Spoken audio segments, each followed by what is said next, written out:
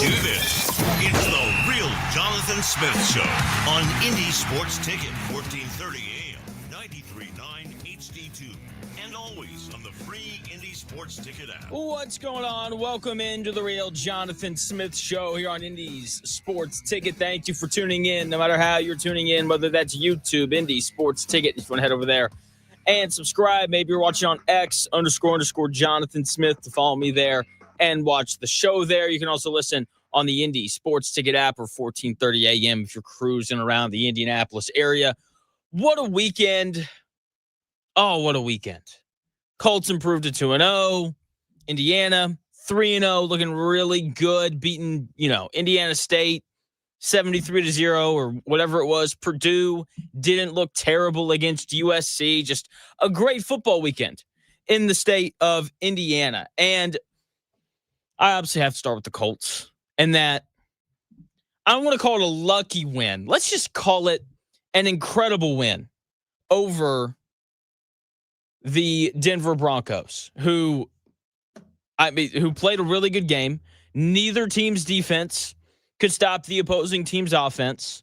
And I have to start with Daniel Jones, a guy that I was incredibly critical of in the offseason, cited his struggles in New York quite a bit.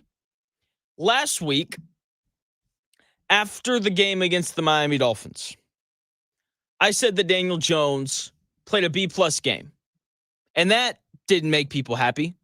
And I said that he played a B-plus game because everything was easy for him and the Colts offense. Receivers were running wide open. The Dolphins didn't generate any pressure whatsoever on Daniel Jones in that entire game. They didn't dial it up and send pressure or anything like that. It was just Daniel Jones sitting in the pocket, rusher free for 4 seconds and then throwing the football to a wide open wide receiver. Okay, because the Dolphins pass rush wasn't good and the Dolphins secondary was bad. And I said this last week. I don't think that that's quarterbacking. I think quarterbacking in the NFL is when things aren't perfect and there's pressure in your face and guys can't get open. And the defense knows that you're throwing the football and you have to figure it out anyway. And we saw a lot more of that this week against the Broncos. Just an outstanding A-plus performance from Daniel Jones yesterday. He did everything that he did last week. It was just more difficult for him to do it. He threw balls into tight windows. He made throws while getting drilled. I don't do this very often. Whenever I take notes on games, it's very rare that I'll write down a play where I'm just like, wow, that one play really sticks out. First throw of the game from Daniel Jones, I wrote it down because he stands in the pocket, gets absolutely crushed as he throws the football, and he still delivers it on target. That is quarterbacking in the NFL. He was very aggressive, pushing the football down the field, which was my biggest question about him when he showed up here in Indianapolis. Will he be able to capitalize on the big plays that that Shane Steichen is going to dial up for him throughout the course of the game? And he hit him. There was a lot of questions about Alec Pierce. What is he going to look like with Shane Steichen with Daniel Jones as his starting quarterback, because he just doesn't have the arm to push it down the field like Anthony Richardson does. Alec Pierce had a 44-yard reception yesterday. Kind of threw it up for him. He had to come back for it a little bit, but he went up. Pass interference didn't matter. He still made the play. Just an outstanding game from Daniel Jones. Okay, I mean, you can't ask him to do anything more than what he did. When the big play was there, he pushed it down the field. When he needed to hit the check down, he did. Daniel Jones can't play any better than what he did yesterday. 23 of 34, 316 yards, first 300-yard passing game for Daniel Jones since 2023. One passing touchdown, no interceptions, and another rushing touchdown. QB sneak. Number-wise, I mean, bravo. Bravo. If he puts up those numbers every week, MVP conversation. Okay. He is currently the second leading passer in the NFL through 2 weeks, which I certainly did not have on my bingo card. But the most impressive part of Daniel Jones and the most important part of the Daniel Jones experience so far through 2 weeks, which isn't much time, I will be honest, there's a part of me that's still kind of waiting for Daniel Jones to turn back into a pumpkin. I'm still waiting for the clock to strike midnight. I'm kind of waiting on it. I hope it doesn't happen, but in the back of my mind, that thought process is still there. But the decision-making continues to be the most impressive part of his game through these 2 weeks. That was a problem in New York. He turned the football over quite a bit through both fumbling it and throwing some bad interceptions. Okay, he's made one bad throw in 2 weeks. Week 1 against the Dolphins, Michael Pittman Jr. runs a short little curl route, like 5 yards. Daniel Jones tries to squeeze it in there. Dolphins player jumps the route. He just dropped it. Aside from that one throw, every decision that Daniel Jones has made has been the right one. And that has been part of the issue here in Indianapolis when Anthony Richardson was the starting quarterback. He just didn't make the right decision, right? He didn't hit the check down when he needed to. He tried to force balls into tight windows too far down the field. Okay, he wouldn't run when he needed to. Daniel Jones, 6 carries yesterday, only for 2 yards, but there were a couple plays where it's like there's no one open. Jonathan Taylor's covered in the flat, and you see Daniel Jones just kind of roll to his right and scramble for a yard or 2 yards and just live to fight another down. The decision-making from Daniel Jones has been perfect so far. And if it continues to be perfect, then the Colts are going to continue to just not punt. The fact that the first team in the Super Bowl era to not punt through 2 weeks is part of that because part of that is because they went for it on 4th down twice on Sunday. But it was an A+ performance from Daniel Jones yesterday. A+ performance. And I think a large part of it, and this is not me discrediting Daniel Jones because you still have to go out on the field and perform.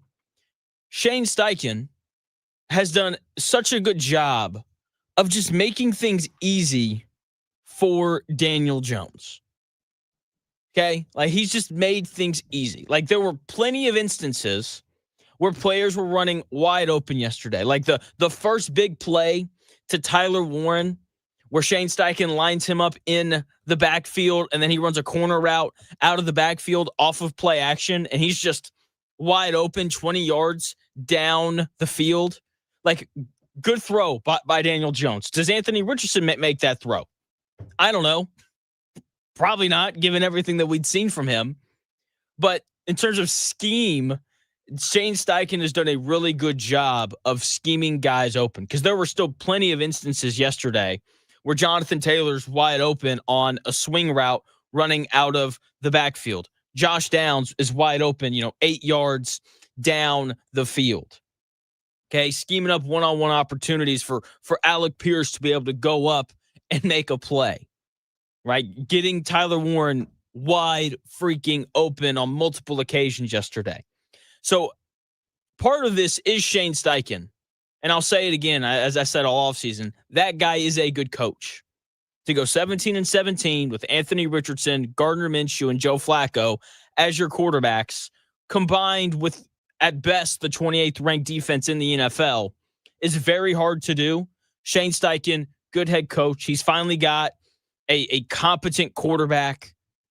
And it's amazing what happens when you have a competent quarterback who can just make the easy throws. And then occasionally yesterday, when Daniel Jones needed to make a tough throw, when he, was getting drilled while delivering the football, he had one throw to Michael Pittman Jr. where he's just, like, Michael Pittman Jr. is absolutely draped all over by Patrick Surtain. And Daniel Jones just like, oh, that window is the size of a soup can? No big deal. I'm just going to throw it in there anyway.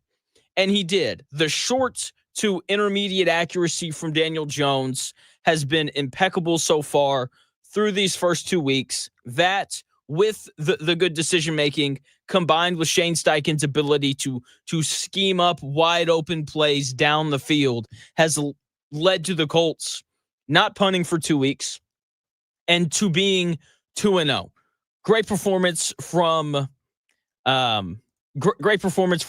Daniel Jones yesterday. Here is Colts head coach Shane Steichen talking about his new quarterback and how he performed against a really good and very talented Denver Broncos defense. I thought he was efficient, taking his reads, going through his progressions. The ball placement was good again. I don't know what he completed. What was he today? 25 of 34, 107 QB rating, 1 touchdown.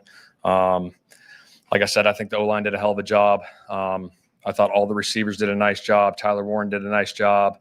It was just efficient all around. You learn more about a quarterback in a game out there? Yeah, absolutely. You got to go win a game there, and you go down and get us in field goal range like that to go win it.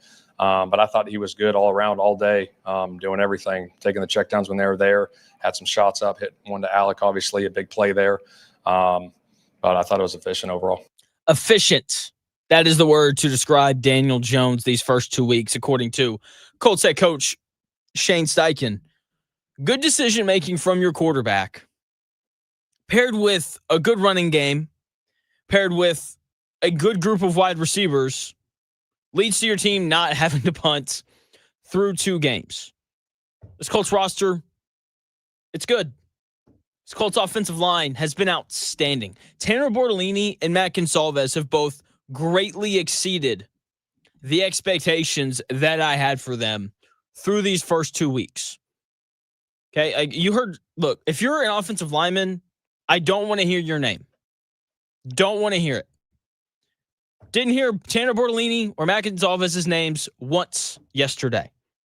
Okay, they continue to not only hold their own, but to be really good on the ground, both run blocking and in pass protection. It has just been a really impressive day, or really impressive 2 weeks from the Indianapolis Colts. All of the question marks on offense so far have been resounding yeses.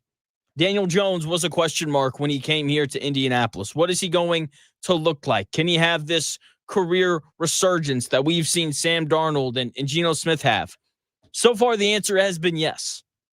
They move Matt Gonsalves from tackle to guard. How is that transition going to go? Is he going to be able to hold his own and not in the run game? Because most of the time, not all the time, when guys get moved from tackle to guard, they're fine in pass protection. The question is, are they agile enough to be able to pull around and block out in space and do all of those things? So far, that answer has been yes. Tanner Bortolini, last year, the more he played, the worse he got. How is he going to fare this year as the Colts' full-time starting center? He's been really good. So the biggest question marks on offense have all been resounding yeses so far. And those things obviously have to continue if the Colts want to continue to win football games. Daniel Jones just continues to do what the Colts need him to do. He's making the right decisions. He's not turning the ball over. He's throwing the football accurately. And he's staying on the field. Like, he got crushed a couple times yesterday. He's popped right back up and walked back to the huddle and said, all right, we're going to run this play, and it's going to be awesome. And it was. Daniel Jones will never be Patrick Mahomes. He'll never be Josh Allen, Lamar Jackson, or any of those other top 10 quarterbacks in the NFL. Like, that's just not who he is. Even though he was awesome yesterday, there is a ceiling for him. He has to operate within the structure, within the confines of the offense, right? If you ask him to ad-lib and create and do those types of things, it's probably going to get ugly. I say probably because we haven't really had to see him do that yet. And maybe that's in his bag, and that's going to pop out here in Indianapolis, even though we didn't really see that when he was in New York. But right now, he's running a very talented Colts offense to absolute perfection. And the Colts are 2-0 because of it. and they're going to have a great chance to start 3-0 because they're going to play against a Tennessee Titans team that is not very good on offense. I do like the Titans defense. They have, I know that they gave up 33 to the Rams on yesterday, but I'm telling you, that Titans defense is good. L'Jarius Sneed is still one of the best corners in the NFL. Jeffrey Simmons is still one of the best defensive tackles in the NFL. So, he's going to have to be on his game again this upcoming Sunday. And if he is, then the Colts should improve to 3-0. Okay. So very impressed with Daniel Jones. Still kind of waiting for him to turn back into a pumpkin. I do think that is still a possibility, but very impressed with him so far. Shane Steichen clearly likes his guy. He's finally got a quarterback who can just run his offense, and he's doing it to absolute perfection so far. Shane Steichen, I have defended since he came here to Indy, defended him in the offseason. What he did yesterday was almost indefensible. If the Colts had lost that game, if that leverage penalty isn't called, then that open is very different. It's me ripping Shane Steichen for about 20 minutes because he was really good for the first 55 minutes of that game. But that final Colts possession, he's got to be more aggressive, more on Shane Steichen and his end of the game woes in 4 minutes.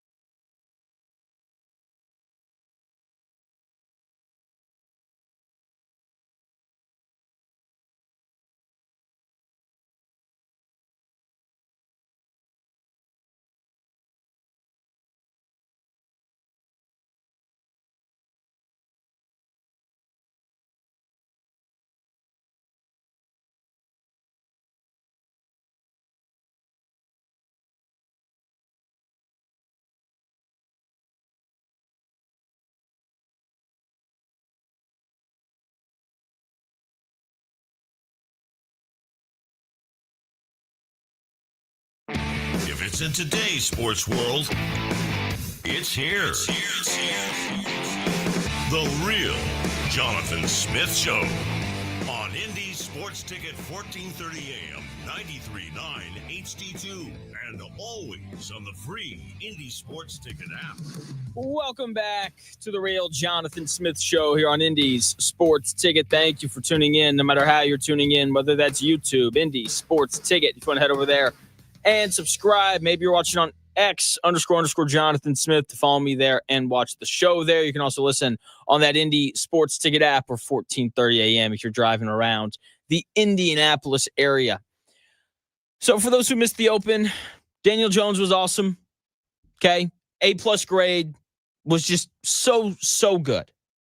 And I do think that a lot of the success that Daniel Jones is having is because of Shane Steichen. And that is not me knocking Shane Steichen. Or excuse me, that is not me knocking Daniel Jones. I just think that it's the reality. Okay? He was bad for 5 of his 6 years in New York. He comes to Indianapolis playing in a new system under a new coach. Obviously new weapons is very helpful.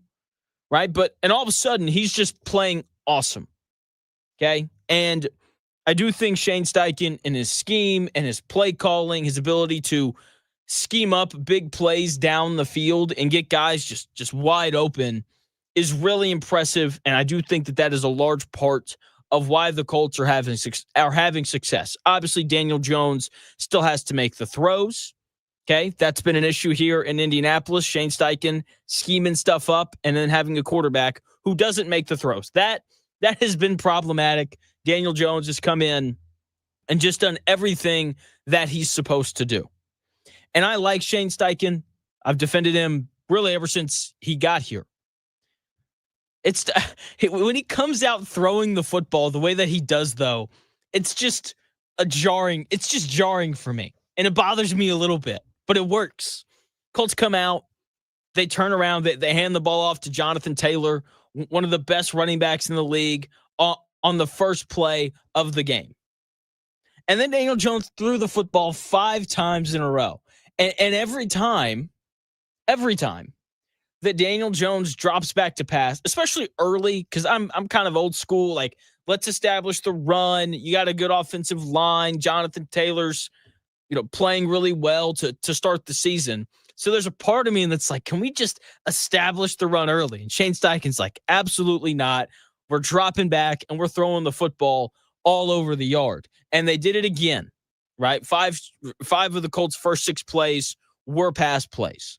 And obviously it worked. They moved the football down the field and they wind up kicking a field goal to open that first possession. One of the really impressive things from Shane Steichen that I think is very important for this Colts team is just how good of a job he's done at kind of spreading the wealth around a little bit with all of the receivers and pass catchers that the Colts have. Tyler Warren, again, major focus for the Colts on that first drive. He only ended up with 4 receptions. He did obviously have 79 receiving yards, but there's not like one specific guy for the Colts that is being over targeted. Like when you watch a team like the Cowboys play, it's a lot of CeeDee Lamb. If you watched the Vikings last night, it's a lot of Justin Jefferson. If you watch the Bengals, it's a lot of Jamar Chase. Colts, very spread out. Tyler Warren had 4 receptions. Alec Pierce had 4 receptions. Josh Downs led the way with 6 receptions. Jonathan Taylor had 2. Michael Pittman Jr. had 4. Adonai Mitchell, not 1, but 2 receptions. He's playing a little bit. I was like, oh, AD Mitchell making some tough grabs. Mo Alley Cox had a reception as well. And I think this is a Shane Steichen thing where he's doing a good job of just getting everyone involved in the Colts passing game because they have so many different guys who are capable of having a positive impact in that area of the game. All right. And it also makes you much tougher to deal with. Like if you're playing the Vikings, like you're just going to double Justin Jefferson whenever you get the chance. Whereas the Colts, like, you double whoever you want. Like, there's two or three other guys on the field at almost all times who are going to make you pay if you do that. And so Shane Steichen, I just think, did a really good job yesterday of ensuring that the football got spread around. Okay. Now, Shane Steichen, really good yesterday. He did two things, though, that I did not like. Okay. I like the aggressiveness with them going for it on fourth down at the 50. Okay. Like I do like the aggressiveness there. I know that they were 0 for 2, but the first attempt, maddening. Absolutely maddening. Why are you handing the football off to Tyler Warren when Jonathan Taylor is standing right there? It's 4th and 2. Hand the ball off to, one of the 5 best running backs in the NFL. Okay, I like that Shane Steichen moves Tyler Warren around. I think that that's a good thing. Putting him at fullback is cool, but maybe have him block on 4th and short, not carry the football when, again, one of the best running backs in the NFL is standing right beside him. Okay, so that was one of the two mistakes that I thought that Shane Steichen made. Very correctable. Just give the ball to your best player on 4th and short as opposed to your tight end. Okay, right? Not saying that, Tyler Warren isn't capable of picking up that first down. We saw him do something similar in week 1 against the Dolphins. I'm just saying, give the ball to Jonathan Taylor, please. Not Tyler Warren in that spot. The other thing, the end of the game, that final drive, he was way too conservative. Way too conservative. I understand that Spencer Schrader can make a 60-yard field goal. Okay? I very capable, big leg, all that kind of stuff. But do you know what's easier than a 60-yard field goal? A 45-yard field goal. Jonathan, how do you know that? I know that because Spencer Schrader missed the 60-yard field goal and he made the 45-yard field goal. Okay? Like that's how I know that it's easier to make a 45-yard field goal than a 60-yard field goal attempt. Okay? And Shane Steichen was asked after the game about the time management and the kicks and why he managed the clock the way that he did and why he wasn't as aggressive as I think that he should have been. Here's Shane Steichen talking about all of that. We were in field goal range there, felt good about it. And then on that third down, obviously we went backwards there on that one. But yeah, I mean, that's football sometimes. Obviously, yeah, we got the penalty that helped us out and found a way to win it there. You're trying to make sure there's no clock left for Denver? Yeah, because, I don't want to get into it, but yes. Yeah, I don't want any time left on that clock. I guess I'll get into it. Whatever is the kickoff there at the end, you know what I mean? You don't want to let them get a return there. That's why. And then obviously you kick it out. I mean, obviously we saw a situation that happened already in the league with it. So Shane Steichen right there talking about the end of the game, final possession, how he wanted to manage the clock and why he wasn't more aggressive and all of those things. And first and foremost, that penalty saved his hide. That penalty saved his butt. And by the way, if you're a Broncos fan for some reason listening to this, that was absolutely a leverage penalty, right? Like you can't jump on top of the offensive line to boost yourself up to try to block the kick. They clearly did that. This is blatantly obvious. Okay, that's a personal foul, 15-yard penalty, 45-yard field goal. They then go on to make it. Everyone celebrates. It's awesome, and we forget about how way too conservative Shane Steichen was on that final possession. Now, I understand that he didn't want to kick the football off again. That makes sense. Okay? Because they surrendered good field position off of every single kick. Okay, like the Broncos consistently started either at their own 35. That's kind of what it felt like. And obviously, if you kick the ball through the back of the end zone, then the Broncos get the ball at the 35. If you kick it out of bounds, then the Broncos get the ball at the 40. They only need a field goal to win the game. So they're only having to go like 20 yards to have a chance to win. So I understand the Colts not wanting to give the football back to the Denver Broncos. That makes sense in terms of Shane Steichen's answer. And especially when you throw on the fact that the Colts defense was not good. Okay? Just what wasn't good. Now, here's the thing that bothers me. Just because you don't want to give the football back doesn't mean that you can't be aggressive. Like, you can't work your way down to the Broncos 25 and then run out the clock. Like, that is an option. You don't have to run out the clock when you're at the Broncos 40 and you're lining up, a 60-yard field goal attempt to win the game. Shane Steichen, clearly a good coach, clearly an innovative guy on the offensive side of the football. Tyler Warren getting him open on the corner route by lining him up in the backfield is evidence of that. I know, or I don't know. I find it hard to believe that Shane Steichen doesn't have a play on that call sheet to get the Colts 10 yards. I find it very hard to believe that he doesn't have something drawn up, something put in from practice, that he knows that if he calls this play, it very likely results in the Colts picking up 10 yards or more. Call that play, get to the Broncos 30. That way you're lining up, a 50-yard field goal as opposed to a 60-yard field goal, and then run out the clock. Okay, like I wasn't calling for Shane Steichen to push the ball down the field to a point where they're trying to score a touchdown. I understand that you don't want to give the ball back to Denver. Just be a little more aggressive. That way your young kicker, who'd only been on a practice squad until this year and the end of last year, that way he doesn't have to line up a 60-yarder to win a game. Okay, so I want him to learn from that. Be a little bit more aggressive. Find a way to, to allow your kicker to have an easier kick than what he had. Thankfully, the Broncos committed a really bad penalty, and the Colts, got away with one, and they were able to win the game.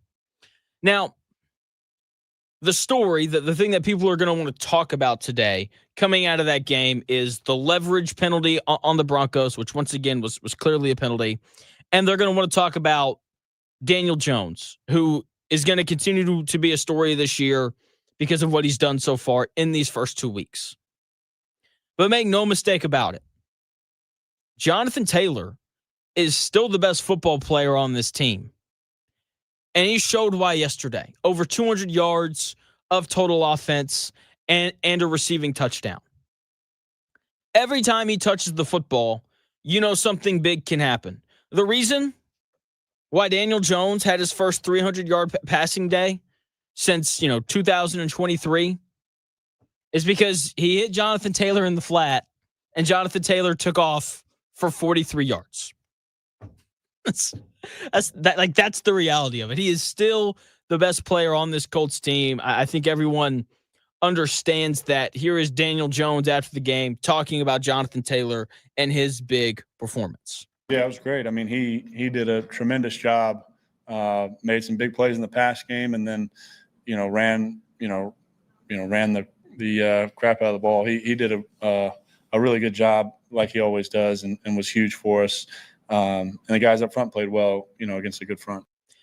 Daniel Jones right there talking about Jonathan Taylor and his big impact on the game. And he's just awesome. He had not one, but two big plays yesterday. Obviously, the 68-yard run and the 43-yard reception. He just makes life so much easier on Daniel Jones. Like defenses have to be ready for him at all times. Play action, it's a real threat because of Jonathan Taylor. He can catch the ball on the flat and turn it into a big play. He did it week 1 against the Dolphins.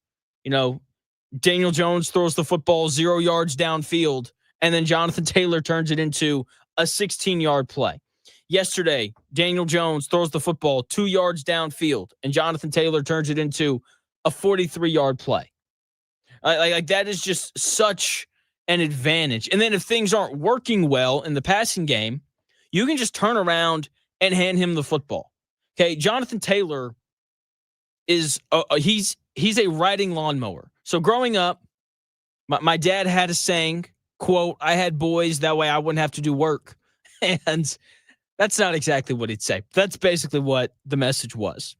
And so, like, if the grass needed to be mowed or leaves needed to be raked or anything like that, my dad would say, Jonathan, Caleb, Nate, my two brothers, go outside and do that. And we had a push mower, and it was not fun, okay? Because we always had a good sized yard. And it was good because we go out in the backyard and play football and do all that kind of stuff.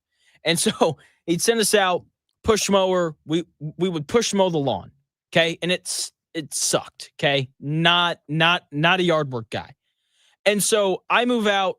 I go to college. My older brother graduates. He moves out. Younger brother, he kind of moves on, whatever. And as soon as we all leave, my dad buys a riding lawnmower. I say, hey, Dad, like, why did you buy a riding lawnmower? He's like, because this is way easier than that push mower. And whether you have a push mower or a riding mower, like, the yard gets mowed one way or the other. And I think it's the same thing with this Colts offense, whether it's Jonathan Taylor in the backfield or some lesser guy. Like, they'd still be able to run the football well. The offense would still be successful because of this offensive line. But Jonathan Taylor just makes it easier because of his ability to cut. And there, if you go look at the next gen stats, that one play where he rips off the 43-yard reception, he was clocked going like 23 miles an hour, which is the fastest a guy has been clocked since like 2022. He just makes things easier. That is who he is to this offense. He just makes everything easier. And both of his big plays set up important scores for the Colts. His 43-yard reception put them at the 11-yard line. He runs it in a couple plays later to make the game 13-7 Colts. Okay. His 68-yard run set up the field goal to make the game 28-26 Broncos, right? So that brought them to within 2 points, right? Big deal there. Because if that play doesn't happen and the Colts don't kick that field goal, then maybe they don't win this game. So Jonathan Taylor has to stay healthy if the Colts are going to keep winning. He just makes everything easier on everybody else. Okay, the run game isn't the same without him, and the Colts offense isn't the same without him because everything starts with him and their ability to run the football. And usually teams who run the football as well as the Colts have through these first 2 weeks, usually they're better in the red zone than what the Colts have been. And the Colts red zone offense, it has to be better. It wasn't good against Miami. 5 trips to the red zone, only 2 touchdowns. Yesterday, 6 trips to the red zone, only 2 touchdowns. That is not good enough. I've got the solution. I'll tell you what it is in 4 minutes.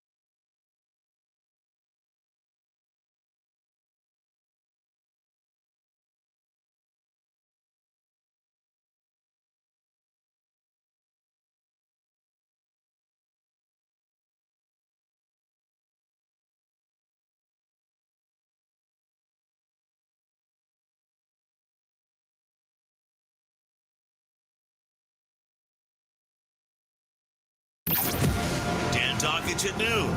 The Real Jonathan Smith Show. Now, this is Indy Sports Ticket 1430 AM, 93.9 HD2, and always on the free Indy Sports Ticket app. What's going on? Welcome back to the Real Jonathan Smith Show here on Indy Sports Ticket. Thank you for tuning in, no matter how you're tuning in, whether that's YouTube, Indy Sports Ticket. If you want to head over there and subscribe, maybe you're watching on X__Jonathan Smith to follow me there and watch the show there. You can also listen on the Indy Sports Ticket app, which you can download wherever you find your apps. And of course, 1430 AM if you're driving around the Indianapolis area. Colts, they are 2-0 despite having one of the worst, if not the worst, red zone offense in the NFL. It just has to be better. Okay, it almost cost them the game. You know, I talked a lot about, Shane Steichen and how he was too conservative down the stretch and how he should have been a little more aggressive to set up an easier field goal for Spencer Schrader and all that kind of stuff. But, if they score touchdowns on 5 of their 6 red zone trips, as opposed to 2 out of 6, then they cruise and they crush the Broncos and everyone is talking about how great this Colts offense is. But because they consistently have to settle for field goals, that is not what we are talking about. And it's just frustrating because the Colts red zone offense should be really good. It should be, but it's not. And all that the Colts have done through 2 weeks is prove why sometimes it's worth it to just take the points. Okay? 5 field goals is way too many. 4 field goals on 6 red zone trips is definitely way too many. Okay, especially with this Colts defense that was not very good on Sunday. They have got to find a way to score touchdowns and stop settling for field goals. Daniel Jones was asked after the game why the offense continues to struggle in the red zone. Here's what he had to say. Well, I think a number of things. A lot of that is, on me. I gotta hit the open guy when we have an open guy. Got to recognize certain looks and pressures and make sure we're in the right play. You only get so many shots at it down there, and you got to convert when you have them. So, I think it's been a number of things, but I know I can do a better job. Daniel Jones right there talking about the struggles in the red zone. And the answer is so simple. It's so simple. It is so clear. They have to run the football more when they're in the red zone. Okay, football cliche incoming right here. When the field shrinks, it is tougher to throw the football. That is just a fact. And the Colts throw the football too often in the red zone. Okay, I'm going to go through it. I went through it last night after the game was over. Okay, so the first red zone possession for the Colts ran 3 plays. 2 of them were passes. Only one of them was a run, and they kicked a field goal. On their second red zone possession, they ran 3 plays, 2 passes, 1 run, and they kicked a field goal. On their third red zone possession, they ran 4 plays. All 4 of them were runs, and they scored a touchdown. Do you see a pattern here? On their fourth red zone possession, they ran 2 plays. To their credit, both were passes. Daniel Jones hits Jonathan Taylor on a nice little swing route for a touchdown. Okay? On their 5th red zone possession, the Colts ran 7 plays. They threw it 4 times, and they ran it 3 times. And guess what? They settled for a field goal. And then on their 6th and final red zone possession, they ran 3 plays. All 3 were passes. And guess what? They kicked another field goal. They have to run the football more in the red zone. I understand that Tyler Warren, Alec Pierce, and Michael Pittman Jr. are all 3 good, prototypical red zone targets. Big, athletic, big catch radius. Josh Downs, obviously smaller, but separates really well. All that kind of stuff. I understand that the Colts have receivers who should be good red zone targets. Okay? But run the football. You have Jonathan Taylor and a healthy offensive line. Run the football behind Quentin Nelson, one of the 5 best offensive guards in the NFL. Run the football behind Tanner Bortolini, who's pretty good run blocking. Run the football behind Bernard Raymond, who you just committed $100 million to over the next 4 years about a month ago. Run the football. That is the part of the field where it is the most valuable to be able to line the football up and run it. Stop throwing it. Okay, Shane Steichen, he loves to say pass to get ahead, run to win. Yeah, run to win. You win games usually by scoring touchdowns. Run the football into the end zone. That way you win, and you're not reliant on Spencer Schrader to kick a 60-yard field goal to win the game. Run the football more in the red zone. When you throw it more than you run it in the red zone, of course you're not going to score as many touchdowns because it's tough to throw the football in the red zone, especially against that Denver Broncos defense that rushes the passer as well as any other team in the NFL, a team that led the NFL in sacks last year and has an outstanding secondary. That secondary is so good for Denver. Okay? Patrick Surtain's the best corner in the NFL. That's just a fact. Riley Moss has come a really long way.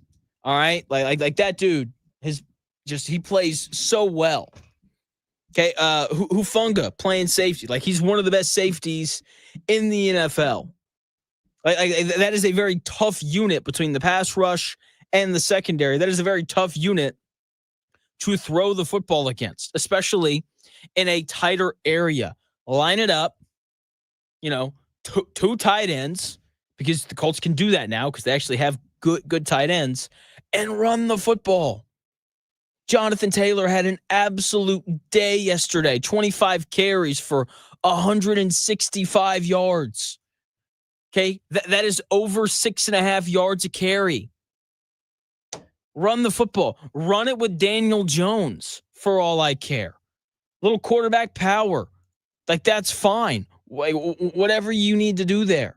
The red zone offense for the Colts very simply has to be better. Last thing that I think needs to be better, and then we'll go back to being positive, and we'll get back to all the sunshines and the rainbows for the Colts in that win over the Denver Broncos yesterday, 29-28. The Colts defense, it's worrisome. It's worrisome, especially the run defense. Okay, the worst part of the Colts' performance yesterday was the red zone offense, but the run defense was not very far behind it. Okay, the Broncos had 24 carries for 118 yards and a touchdown. Okay, that's a really good day running the football for Denver. Okay, that's almost 5 yards a carry. All right, J.K. Dobbins was the primary running back for the Denver Broncos, 14 carries for 76 yards. That is over 5 yards a carry. That is pitiful run defense from the Colts. It has to be better going forward. I'm actually surprised that the Broncos didn't just line it up and keep running the football. They didn't because they had a lot of success throwing the football, but you get my point. Okay? It's bad, the run defense from the Colts. They're lucky that Sean Payton fell in love with the pass the way that he did, because they led for a lot of that second half, and for some reason Sean Payton was very content to keep dropping Bo Nix back and throwing the football. Every time they ran the ball, they found success. Every time they ran the football, the Broncos found success. And look, the Colts are 2-0. That's a great thing. Ultimately, that is all that matters. It's all that matters. But they have two things that need to be fixed. The red zone offense, and that seems like a simple fix. Just run the football more. Get behind that really good offensive line and hand it off to your best player and go score more touchdowns. And they have to fix the run defense. Okay, DeForest Buckner and Grover Stewart, they have to be better in the middle. Okay, we hear about how Kwity Paye is a good run defender and an average pass rusher. The run defense from Kwity Paye wasn't there. He had one tackle yesterday. That was it. Okay. Zaire Franklin led the NFL in tackles last year. Didn't see him very much in terms of that run defense. Okay. Joe Bacci got to be better if he's going to be the linebacker alongside Zaire Franklin. Cameron McGrone, whenever he's in, he's got to be better as that second linebacker.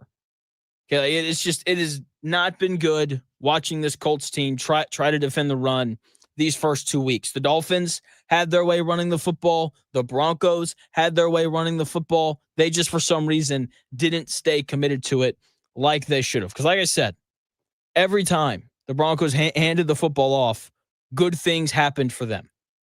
Okay, Dobbins, 14 carries for 76 yards. That's over 5 yards a carry. Bo Nix ran the football 3 times for 20 yards. That's over 6 yards a carry. Troy Franklin on the reverse, nice carry. All right, so like that has to be tuned up by the Colts. But hey, a win is a win is a win, no matter how you get it. And the Colts don't get it without Daniel Jones. Once again, playing a really, really good game. Very impressive from him. Very impressive against a really good Broncos defense. Last week, some people thought I was a little unfair towards Daniel Jones after the game. I wasn't unfair. I was just honest, and some people didn't like it, and that's okay. But yesterday, he was even better. I'll tell you why in 4 minutes.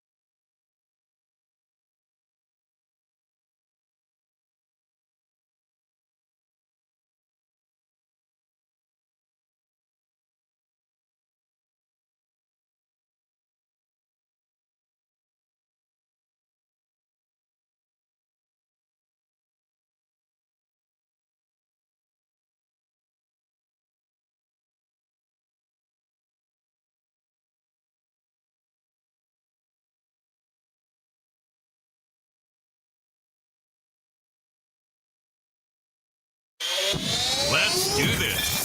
It's the Real Jonathan Smith Show on Indy Sports Ticket, 1430 AM, 93.9 HD2, and always on the free Indy Sports Ticket app. What's going on? Welcome back to the Real Jonathan Smith Show here on Indy Sports Ticket. Thank you for tuning in, no matter how you're tuning in, whether that's YouTube, Indy Sports Ticket.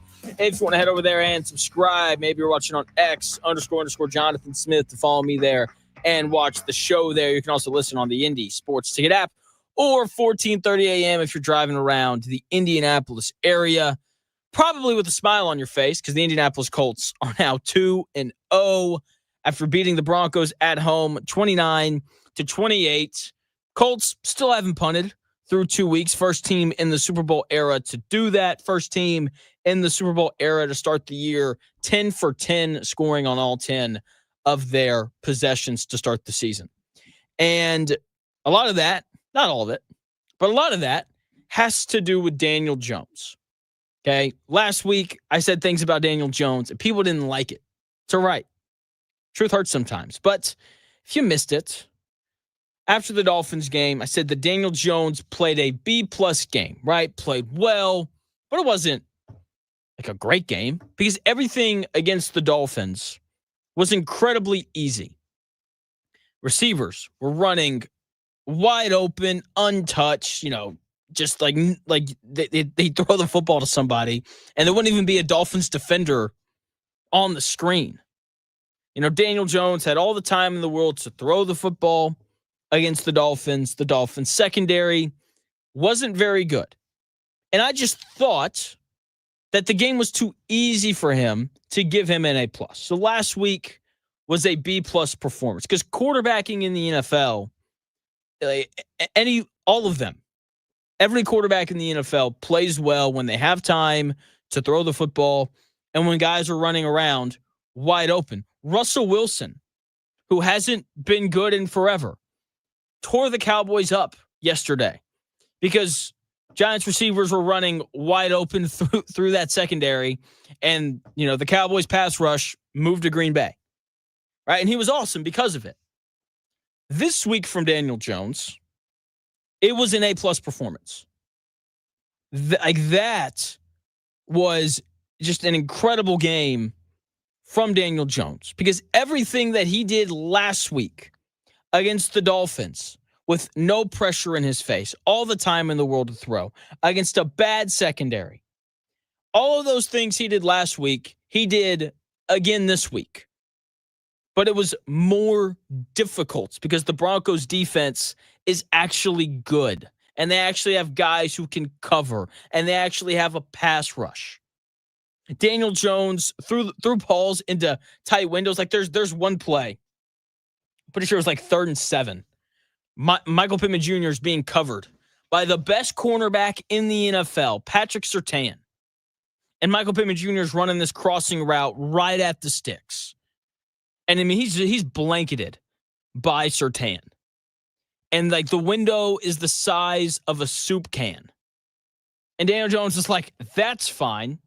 And he steps into it and he throws a picture perfect football through that soup can sized window. And Michael Pittman Jr. catches it, even though Surtain gets like a pinky on it. And it's a Colts first down. Okay. Like great throw.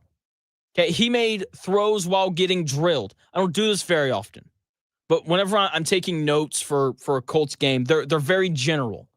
Okay. It's ideas, it's potential takes that I may or may not have, writing down the big moments in the game. Very rare when I just write down like that throw or that cut or whatever was good. I did that for Daniel Jones. His first throw of the game, he steps up, he gets drilled.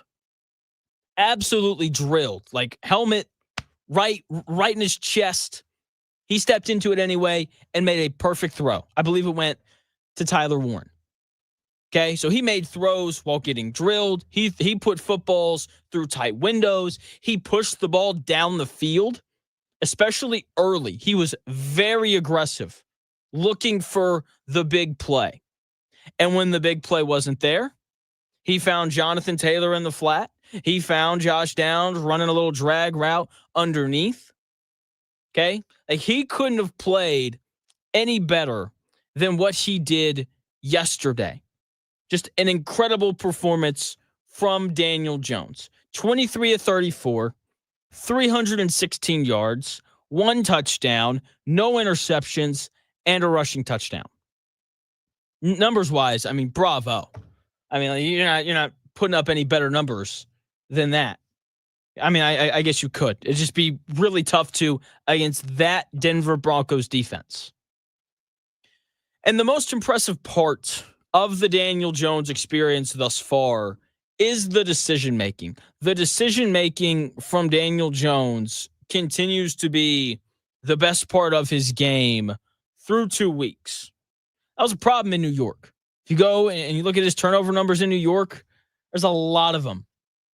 Okay, there's a lot of turnovers from Daniel Jones during his time in New York playing for the Giants. It's part of why they moved off of him. He fumbled the football a lot. The one year that he made the playoffs was the one year where he didn't turn the football over. Every other year, it was a pretty big issue for him. And thus far, through 2 games, which is not a lot of time, he has done a very good job of just not turning the football over. And I think that there's a couple reasons for that. One of them, the biggest one, is that Shane Steichen has just done a good job of making things easy on Daniel Jones. And that is not me sliding Daniel Jones. Like, you still have to make the throws. You still have to make the right choice when deciding who to throw the football to. This is more me complimenting Shane Steichen than anything else. Even yesterday, against a really good Broncos defense, there were plenty of instances where players were running wide open. Like Tyler Warren running the little post route, or corner route, sail route, whatever you want to call it, from the fullback position. I mean, he's genius, and he's wide open. Okay, that's just one example, right? But Shane Steichen has just done a good job of making things easy on Daniel Jones. Okay, the wide open sail route to Tyler Warren, getting it set up where, Alec Pierce has one-on-one coverage against Riley Moss, and then it's, hey, Daniel Jones, just let it fly, and he did, and he underthrew him a little bit, but Alec Pierce, good player, went up through the pass interference, and he made the play. Shane Steichen has done a good job of just making the decisions for Daniel Jones easy to make, especially when he's throwing the ball to Tyler Warren, who once again led the Colts in receiving yards. That's 2 weeks in a row now where he's done that, right? And I feel like every time the ball is thrown to Tyler Warren, like, he's just wide open. He's just wide open. And part of that is Tyler Warren's an excellent football player. The other part of that is Shane Steichen is a really smart guy. And then to bring it back to Daniel Jones, who once again was good, and me talking about Shane Steichen there wasn't me slighting Daniel Jones. It's just the reality of it. To Daniel Jones' credit, when a guy wasn't open downfield, Daniel Jones did a nice job of just taking the check down. Okay? He just made the decision that the situation required. Something that Anthony Richardson struggled with last year. He was too eager. He was too aggressive, pushing the ball down the field, hunting the big play. And yesterday, Daniel Jones just made the throw that the situation required. If it was 1st and 10, the goal is to hit, somebody down the field and it wasn't there, he'd, dump it off to Jonathan Taylor in the flat. Okay, if it was 3rd and 6, then he would throw it through a tight window, right? He was just flawless in his decision-making of where to throw the football yesterday. And that is the biggest adjustment, or the biggest jump that we've seen going from, the 3 previous quarterbacks under Shane Steichen to now Daniel Jones. Gardner Minshew, he wasn't bad his 1 year here in Indy, but the dude made a lot of mistakes throwing the football. He turned the ball over several times as the Colts starter that year. 9 interceptions on the season in 13 starts. That's not very good. Okay, it's just not. Joe Flacco, I don't think I need to recap his gunslinger mentality and how he would turn the football over. Anthony Richardson, same thing, right? His passes didn't always result in interceptions, but he would just clearly not make the right choice on a down in and down out basis. With Daniel Jones through the first 2 weeks, he's made the right decision every single time he's dropped back to pass, except for once. Okay, he tried to force the ball to Michael Pittman Jr. on a nice little short, like 5-yard curl route against the Dolphins. Dolphins linebacker tried to jump it, or he did jump it. He just dropped the interception. So aside from that one throw against Miami last week, the decision-making from Daniel Jones has been flawless, and it's led to him being incredibly efficient as the Colts starter. Here is Colts head coach Shane Steichen talking about Daniel Jones and his performance yesterday against the Denver Broncos. I thought he was efficient, taking his reads, going through his progressions. The ball placement was good again. I don't know what he completed. What was he today? 25 of 34, 107 QB rating, 1 touchdown.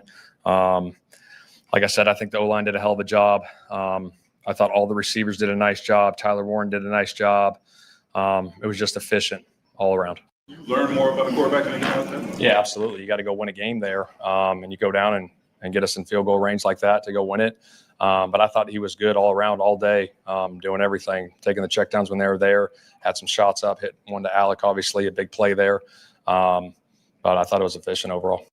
Very efficient day from Daniel Jones, according to Shane Steichen. And do you remember when people were concerned about Alec Pierce? What's he going to look like with Daniel Jones as his starting quarterback? Just big play there, down the sideline to Alec Pierce when the Colts needed it. So looks like he's going to be fine. He had a pretty nice day yesterday. 4 receptions for, I think, 68 yards. Yep. 4 receptions for 68 yards on the day for Alec Pierce. So looks like he's going to be fine with Daniel Jones playing quarterback. But good decision-making from your starting quarterback, paired with a good running game, paired with good weapons, leads to your team not having to punt through 2 games. Okay, like, Shane Steichen has got to just be eating this up. It's like, I've got a quarterback who can just run my offense, and all of a sudden, we're not punting. We're putting up 33 in week 1 and 29 in week 2. Should be a lot more points, but for some reason, this Colts red zone offense continues to just not be very good. Okay, so great job from Shane Steichen, with the exception of that final drive. Great job from Daniel Jones, who is just doing what the Colts need him to do. Like, nothing more, nothing less. He's making all of the right decisions. He's not turning the ball over. He's throwing the football accurately. And most importantly, he's staying on the field. Like, he got drilled a couple times yesterday, and he just popped right back up, and he trotted over to the huddle, and he called the play. And then he went out and he did it again. Okay, so just perfect stuff from Daniel Jones to start the year. He's not going to be Mahomes. He's not going to be Josh Allen. He's not going to be Lamar or any of the other top 10 quarterbacks in the NFL. But he's doing something we haven't seen in the first 2 years of Shane Steichen, and that's just run the offense. That's all that he's doing. And it's working so well because this Colts roster, from an offensive standpoint, is good. And all the question marks that were, around this Colts offense coming into the year, so far, they have been yeses. Like there was obviously a big question about Daniel Jones coming into the year. Like, can he do it? Is he a starter in this league? And so far, the answer is absolutely he is. There were questions around Tanner Bortolini and Matt Gonsalves. Both of those guys have greatly exceeded the expectations that people had for them in these first 2 weeks. Okay, so, but it all goes back to Daniel Jones and what he's done at quarterback for the Colts, right? You just have a guy who completes passes, or completes the passes that he should, and all of a sudden you've got an offense that can't be stopped, apparently. So, very impressive stuff from Daniel Jones to start the season. With that being said, it's only 2 games. Last year, if you remember, I was very wary of Sam Darnold, just kind of waiting for him to turn back into a pumpkin. That's in the back of my mind. I'm still kind of waiting for Daniel Jones to revert back to the mean. I hope it doesn't happen, because as of right now, he's the reason why the Colts are 2-0. He's made every right decision, and that's really what the Colts have been missing at quarterback, through the first 2 years of Shane Steichen. This guy, he can run the offense, and that's all that you need sometimes. So Daniel Jones, great job. Shane Steichen, congratulations on finally finding a guy at quarterback. So the Shane Steichen thing, people are upset with him. I'm not. I thought he made 2 mistakes yesterday. That was it. And, I'm going to get into him. But for the most part, I think that you have to be happy with Shane Steichen and what he's done with this team. And I'm going to get into the 2 mistakes that he made when we come back in 4 minutes.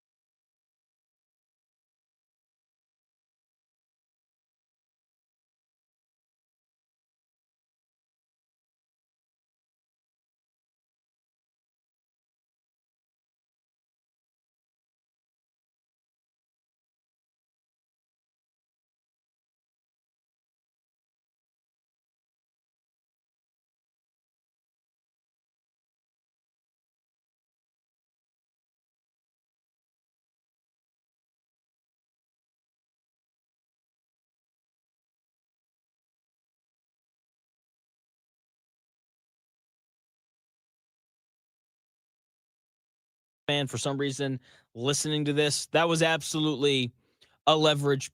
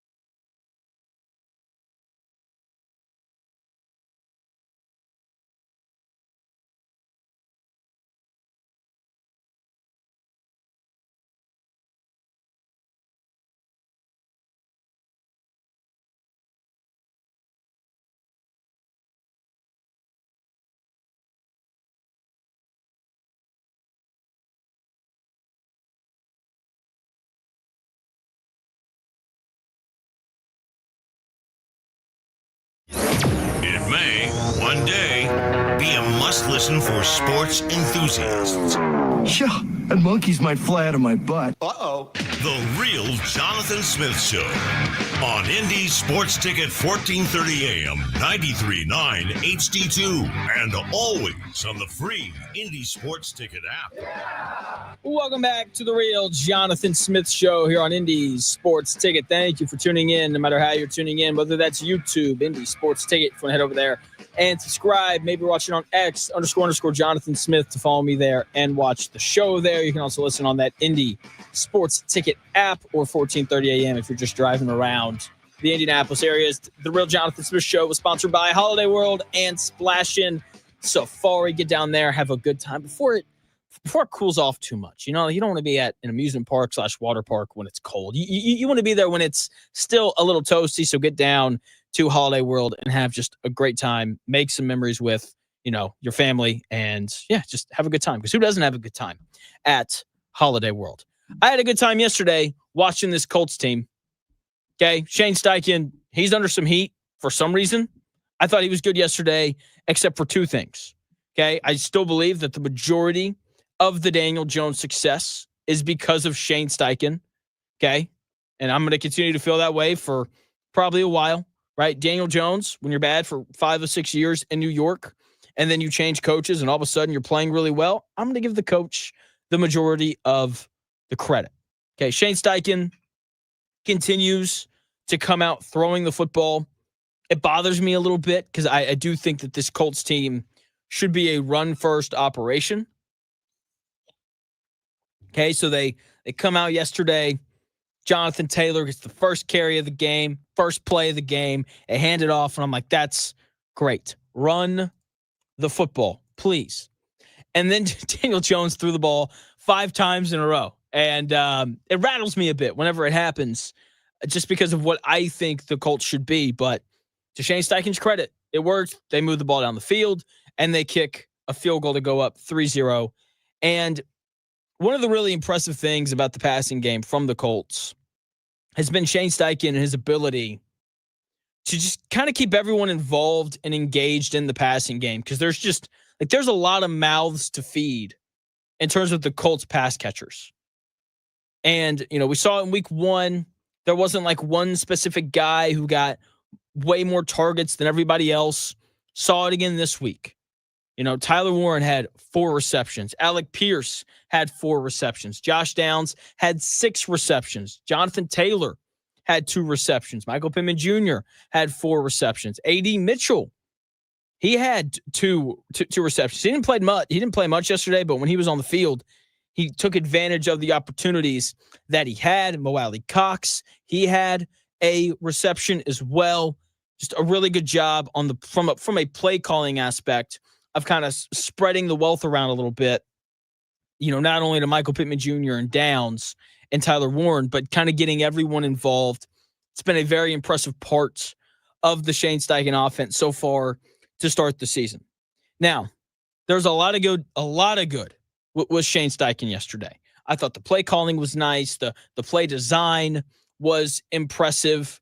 A really nice balance of running the football and throwing the football. But he did 2 things yesterday that I didn't like. I like that he went for it on 4th down both times. I got a tweet during the break from what's his name? From Brett Beiswanger. Okay, sorry if I said your name wrong, Bert. He said inexplicably turning the ball over on downs twice at midfield, including the second quarter, no less, and not valuing field position and time and score does not equate to not having to punt. They just stupidly chose not to. I like that the Colts went for it for 2 reasons. One, the offense has been playing really well. It has been.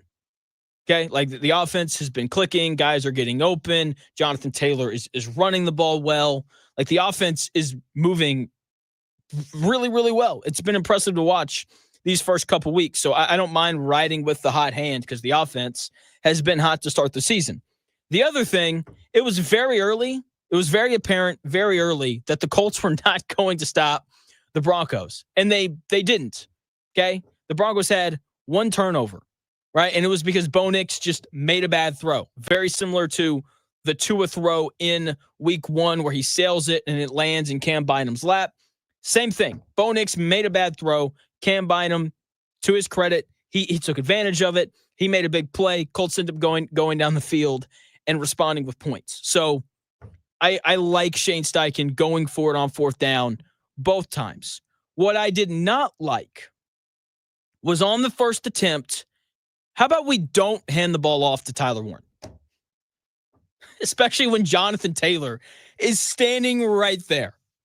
How about instead of handing the ball off to a rookie tight end, how about instead we hand the ball off to Jonathan Taylor, the best football player on this Colts team? Okay, so let's hand the football off to Jonathan Taylor on 4th and 2 from now on, right? If you want to put Tyler Warren in the backfield and line him up as a fullback, which I kind of like that the Colts do that, like that's fine. Just have Tyler Warren block, okay? Not run the football, all right? So please, 4th and short, hand the ball off to Jonathan Taylor, not Tyler Warren. I get it. Like 3rd and 1 last week against the Dolphins, they handed it off to Tyler Warren. Like that's cool. All right, 3rd and 1, whatever. But 4th and short, when you're trying to keep the offense on the field, players, not plays, hand the ball off to Jonathan Taylor, not Tyler Warren. So didn't mind the attempts to go for it on 4th down. Just hand it off to Jonathan Taylor instead of Tyler Warren. And then the end of the game. The end of the game was way too conservative. Way too conservative. Okay, I understand that Spencer Schrader can make a 60-yard field goal and all that kind of stuff, right? Fully understand that. He had the leg for it on the one that he missed. He just pushed it right. But you know it's easier than a 60-yard field goal? A 45-yard field goal. And I know that that's easier because Spencer Schrader missed the 60-yard field goal and he made the 45-yard field goal. Okay? Like it's clearly easier. So I just wish that the Colts offense had been a little bit more aggressive in trying to make the field goal attempt shorter than what it was. I get it. You're trying to run out the clock to not give the Broncos the ball back. And Shane Steichen was asked about the kick and about the kind of the time management aspect after the game. We were in field goal range there, felt good about it. And then on that 3rd down, obviously we went backwards there on that one. But yeah, I mean, that's football sometimes. Obviously, yeah, we got the penalty that helped us out and found a way to win it there. You're trying to make sure there's no clock left for Denver. Yeah, because, I don't want to get into it, but yes. Yeah, I don't want any time left on that clock. I guess I'll get into it. Whatever is the kickoff there at the end, you know what I mean? You don't want to let them get a return there. That's why. And then obviously you kick it out. I mean, obviously we saw a situation that happened already in the league with it. So Shane Steichen right there talking about kind of that final drive and trying to set up the kick and all that kind of stuff. Okay. First and foremost, the penalty was a penalty. That was clearly leveraging, like the Broncos defender clearly jumps on the right guard's back and puts his hand on to boost him up like that. Plain as day, right? So that is the right call. Secondly, the penalty saved Shane Steichen's hide because if they don't win that game and Spencer Schrader misses that field goal, then we're all sitting here ripping Shane Steichen for 2 hours, right? That is 1,000% what should have happened. So there was that, right? So the penalty saved Steichen. I understand that he didn't want to kick the ball off again because they surrendered good field position off of every kickoff. If you kick it into the end zone, then the Broncos get the ball at the 35.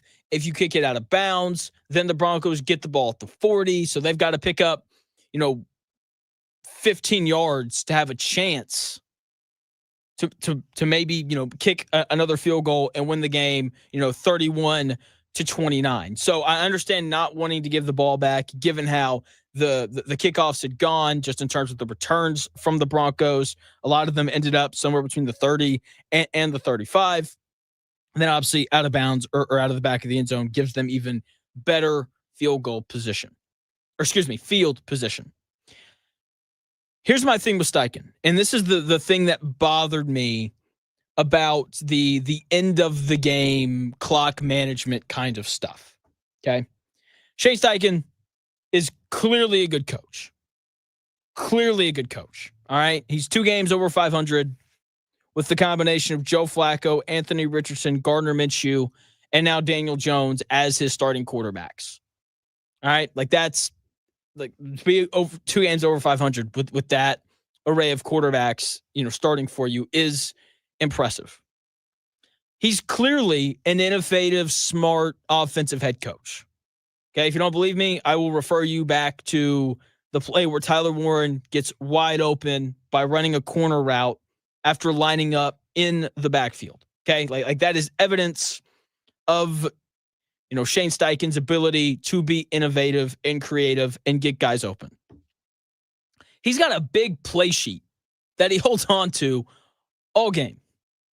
And I find it hard to believe that he doesn't have a play in that sheet that is just guaranteed to pick up the Colts 10 yards or more. That he's got plays on there that he's like, all right, like in case of emergency, like if we really need a first down or we really need, a chunk of yardage, I know that I need to call one of these plays. And he's got at least one. I just would have liked to have seen him call a play like that in that spot, get down the field a little bit more. Again, I understand that you don't want to give the ball back to Denver with time on the clock, right? But let's get down to the 25 and then start to run the clock and be concerned about that. Let's not do it at the 40 where you're a tackle for loss away from it being a 60-yard field goal, which is exactly what happened. So hopefully Shane Steichen will just be more aggressive in that spot going forward. Okay, like that is the biggest thing for me when it comes to Steichen and his coaching yesterday. I thought a lot of it was really good. 2 things. Don't give the ball to Tyler Warren on a handoff on 4th down, especially when you have Jonathan Taylor on your team, and be a little more aggressive there down the stretch, right? That way you're not kicking a 60-yard field goal. But hey, a win is a win. Can't really complain about that, okay? It's big time for the Colts. Certain things have to get better, but, they've got time to fix those things. Before I talk about those, I have to talk about the best player on this Colts team. It is Jonathan Taylor, who had just an outstanding day. Okay, Daniel Jones is going to continue to be the story coming out of every game if he continues to play like this, where he just doesn't make a bad decision all game. But Jonathan Taylor is still the best player on this team, and he showed why yesterday. Every time he touches the ball, that something big can happen. Okay, every time he touches it, there's just immediate excitement. There is immediate buzz. Here's Daniel Jones talking about Jonathan Taylor and the big day that he had yesterday. Yeah, it was great. I mean, he did a tremendous job. Made some big plays in the pass game, and then, ran the crap out of the ball. He did a really good job, like he always does, and was huge for us. And the guys up front played well, against a good front. Daniel Jones right there talking about Jonathan Taylor and the offensive line, both doing more than their jobs. Jonathan Taylor with not 1, but 2 huge plays yesterday. Obviously, the 68-yard run and the 43-yard reception. He just makes life significantly easier on Daniel Jones. Okay, defenses have to constantly be ready for Jonathan Taylor. Play action is a real threat because of Jonathan Taylor.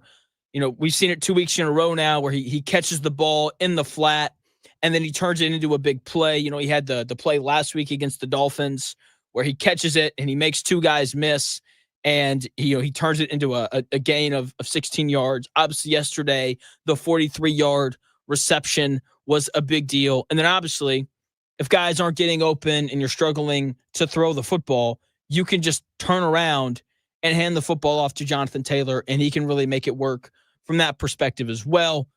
Big day for him, man. Just running the football all over the place. 25 carries for 165 yards. That's over 6.5 yards a carry. Big day for him. 27 total touches for him between, receptions and carries. That is a great number for him to be at in these close games that the Colts are going to find themselves in as the year continues on. Both of his big plays set up scores that were important. The 43-yard reception put them in the red zone. He, scores a couple plays later. Colts go up 13-7 early in the second quarter. His 68-yard run set up a field goal to make it 28-26 Broncos, right? So they cut it down to a 2-point game after that long run. The big thing for him, he's got to stay healthy. Like, if the Colts are going to keep winning, he has to stay healthy because he just makes everything easier for this Colts offense. Okay, he's like a riding lawnmower. So growing up, I have a dad who would famously say the reason why I had boys is so I wouldn't have to do these things. And then he'd send us outside to, mow the lawn, rake leaves, trim bushes, whatever it was. And it's really interesting. We had a push mower for a long time, which was just terrible. Okay, it was old. It didn't always run well. The blade wasn't always super sharp, and a pain in the butt. It was just bad. It was not good. And our yard was always big, so that there'd always be a ton of stuff for us to mow, and we'd have holes. It was not fun. Anyway, so I move out, and was like, hallelujah, no more push mower. My older brother moves out. My youngest brother, Nate, kind of moves on. And I go back home for the first time, and my dad has bought this very nice riding lawnmower. It's like, hey, Dad, like why did you buy that? Like, why didn't you want us to have that when I was a kid? And he's like, oh, because I have to mow the yard now. And this riding lawnmower makes it significantly easier to mow than that old crappy push mower does. And like, that is who Jonathan Taylor is to this offense. Like, the Colts offense would still be good if DJ Giddens was the main running back because of the weapons on the outside, and the Colts have a good offensive line, right? And so they'd still be able to run the ball. But Jonathan Taylor just takes it to another level, and he makes everything else easier because of just who he is, the attention that he demands, and his ability to break off these really big plays. So Jonathan Taylor, man, just makes everything easier. He's got to stay healthy. I don't want to know what this Colts offense looks like without him, because he is the most important guy on the Colts offense with the way that he makes everything else easier for this team. Now, Jonathan Taylor played really well. Daniel Jones played really well. The big thing for me coming out of this game is Shane Steichen has to fix the end of game clock management stuff. And there's two things that also have to be fixed. Two more things that are kind of keeping me from fully buying into the Colts. Because there's two things that I saw yesterday that they didn't, but they could have cost the Colts the game. I'll get into those in 4 minutes.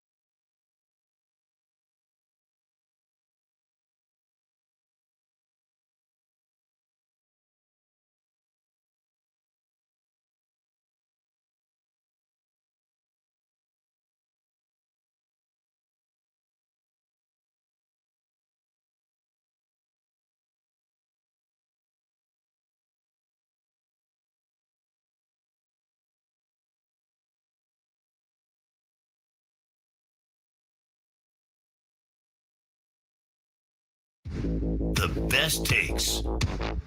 Maybe. The Real Jonathan Smith Show on Indy Sports Ticket 1430 AM, 93.9 HD2, and always on the free Indy Sports Ticket app.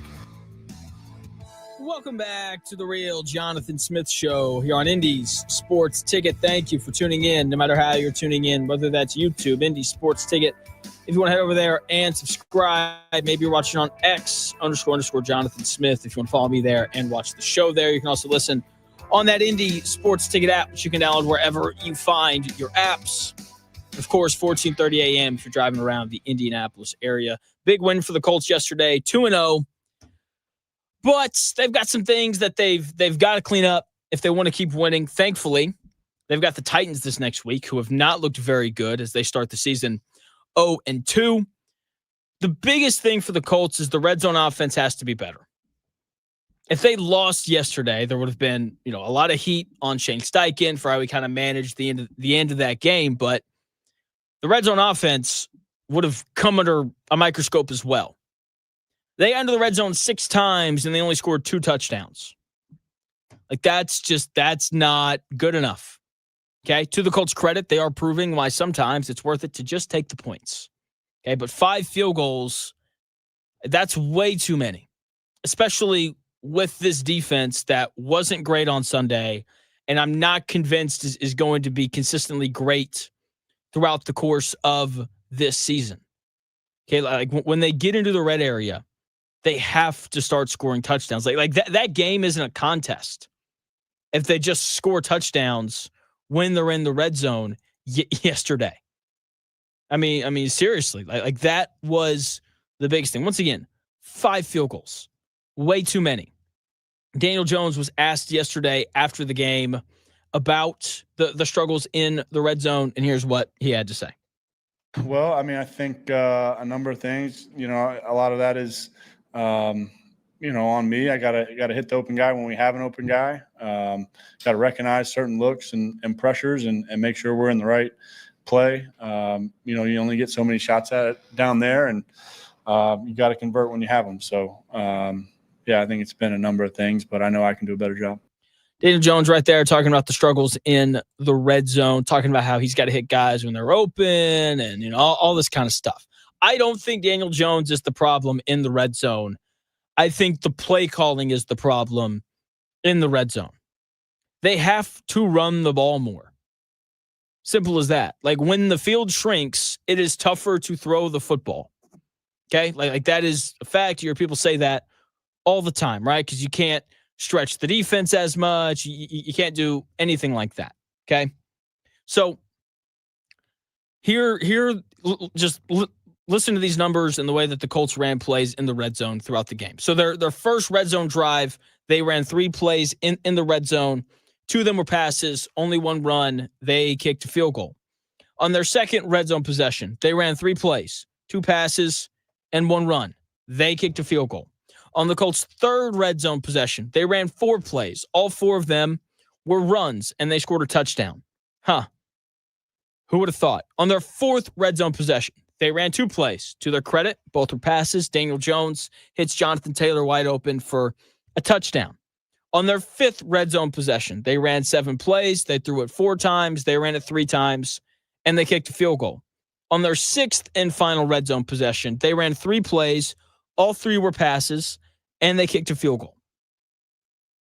I understand that Tyler Warren and Alec Pierce and Michael Pittman Jr. are all 3 like good prototypical red zone guys. They're all big. Warren and Pierce are overwhelmingly athletic and good contested catch guys. And, Josh Downs in the slot is great at creating separation and all that kind of stuff. But you've got Jonathan Taylor, one of the 5 best running backs in the NFL, and a healthy offensive line. How about you just run the football? Like that's the part of the field where it is the most valuable to be able to run the ball. Okay, Shane Steichen says it all the time, throw to get ahead, run to win. Okay, well, if you want to win, you're going to have to score touchdowns. That's like, seriously, like that's kind of an important thing. Run the ball in the red zone, hand the ball off to your best player behind that. Really good offensive line. Once again, Tanner Bortolini, Matt Gonsalves have both greatly exceeded the expectations that I most definitely had for them. You just committed $100 million to Bernard Raymond, about a month ago. Like, run the football behind him. Everyone knows how great Quentin Nelson is at left guard. Run the football behind him. Braden Smith, been around for a bit, good player. Run the football. Like run the football in the red zone. Okay? Like, you've got the guys and the running back to be able to do that. So line it up and run it. Stop throwing the football with a short field. Okay? Now, that was the worst part of the Colts' performance yesterday. It was the red zone. But their run defense wasn't very far behind it. Okay? The Broncos had 24 carries for 118 yards and a touchdown. Like, that's a lot of success running the football. I'm surprised that they didn't run it more. Okay? That's a tick under 5 yards per carry. J.K. Dobbins, the primary running back for the Broncos yesterday. Yeah, he had 14 carries for 76 yards. That is over 5 yards a carry. Like that's just pitiful run defense from the Colts. Like, Grover Stewart and DeForest Buckner have to be better. And when they're out, Adetomiwa Adebawore and Eric Johnson, like, they have to be better. It's the reality of it. Okay? Like, this Colts run defense is still problematic. Right, it's part of why the Broncos cruised up and down the field. Bo Nix obviously had a nice day as well, except for the interception that he threw. But this Colts defense was not good yesterday, which like that's going to happen sometimes when you play against good offenses like the Broncos and obviously the Colts. They had some injuries and all that kind of stuff. But I do think that the Colts are fortunate that Sean Payton fell in love with the pass as much as he did. Because every time that they turned around to hand the football off, they found success. Like, that's just the reality of it. Okay, but the Colts are 2-0. That's a great thing. But those are the two most important things that they have to figure out. The red zone offense and the run defense. Okay, Zaire Franklin and Joe Bacci have to do a better job of, filling those run lanes and making the tackles. I will say, I did think that the Colts tackled well yesterday. The issue is they didn't make first contact until the Broncos already picked up like 4 yards. Okay, so like they've just got to find a way to plug those holes a little bit quicker whenever teams are running the football against them. So the run defense, man, like, that is still my biggest concern for this Colts defense going forward. I thought they were fine yesterday defending the pass, especially when you consider the fact that Charvarius Ward didn't play. Haas was asking in the chat, where was the pass rush? Leatu Latu was hurt. I've really kind of felt like the Colts have missed his presence yesterday, which is a good sign for a guy who was taken as high as he was. Like, to notice when he's not there is like, that's a good sign that the guy might end up being a good player. So we'll see. Colts seem like they're good. They should, not saying that they will. They should improve to 3-0 when they go on the road next week to take on the Titans. I don't want to look ahead to them quite yet, but like, it's going to be really exciting if the Colts can find a way to improve to 3-0. They're one of not very many teams that are currently 2-0 in the NFL. They're one of 3 teams in the AFC. There will be a 4th team joining them tonight, whether it's the Raiders or the Chargers, whoever wins that one. So a lot of fun from the Colts to start this season. Them, the Bills, and the Bengals are the only 2-0 teams in the AFC. And then obviously you got the Packers, 49ers, and Eagles out. Oh, Cardinals and Rams out in the NFC. Maybe the Buccaneers tonight if they can find a way to beat the Houston Texans, which that game tonight, big, huge for the AFC South and just kind of the standings there. Colts obviously atop the division. Once again, it's only 2 games. There's 15 games left. A lot of things can change. Okay, a lot of things can change in the NFL. Things change really quickly. Like the Bengals, they're 2-0, but Joe Burrow's out for at least 3 months. Okay, things can change in a hurry. But, man, if the Texans fall to 0-2 tonight, you have to feel really good about the Colts and their chances of winning this division. Okay, the Jags kind of gave the game away yesterday. They're the Jags, right? Like, that's just what the Jacksonville Jaguars do. So the Colts, though, so far, they look like the best team in the AFC South. It's not because they've played two bad teams. Like, I still believe that the Broncos are a really good football team. The fact that they were able to put up 29 points against that defense is a really good sign for the rest of the season, because when you work through the Colts schedule, you're going to be hard-pressed to find defenses that have more talent on their schedule than that Broncos defense. So Seattle, maybe. The Seahawks defense is really good. The Colts play at Seattle week 15. But aside from that, Chargers defense is going to be good. The Rams defense is good.